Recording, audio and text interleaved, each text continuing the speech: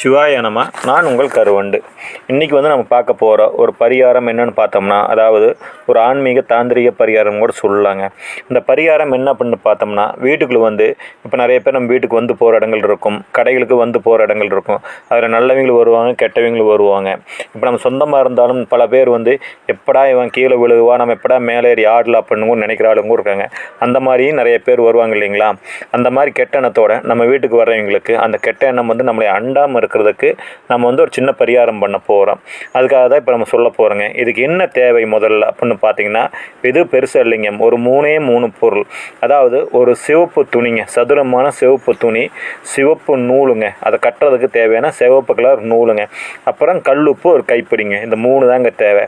இது கவனிக்க வேண்டியது என்ன ஒரு விஷயம் அப்படின்னா, இது எப்போ செய்யணும் அப்படிங்க பார்க்கும்போது ஞாயிற்றுக்கிழமை கண்டிப்பாக 6 மணிலேருந்து 6:30, அதாவது மாலை வேளையில் 6 மணிலேருந்து 6:30 அது கண்டிப்பாக பண்ணணுங்க.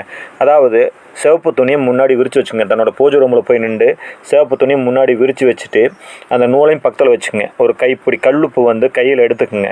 அதாவது அந்த கையில் வச்சுட்டு மனதார உங்கள் குலதெய்வத்தை வேண்டிக்கங்க. உங்கள் குலதெய்வம், இஷ்ட தெய்வம், இதில் கண்டிப்பாக மனதார வேண்டிக்கிங்க. அதாவது எப்படி வேண்டிக்கிறீங்க அப்படின்னா, எங்கள் வீட்டுக்குள்ளே யார் வந்தாலும், எந்த கெட்ட எண்ணத்தோடு வந்தாலும், கண் திருஷ்டியாக இருந்தாலும், ஓமலாக இருந்தாலும், பில்லி சூனியமாக இருந்தாலும், எந்த ஒரு நோய் நொடியும் இல்லாமல் நாங்கள் சுகமாக வாழணும். அதனால் எந்த கெட்ட சக்தியும் என்னோடய வீட்டுக்குள்ளே வரக்கூடாது, இந்த தலைவாசப்படி தாண்டி வரக்கூடாது.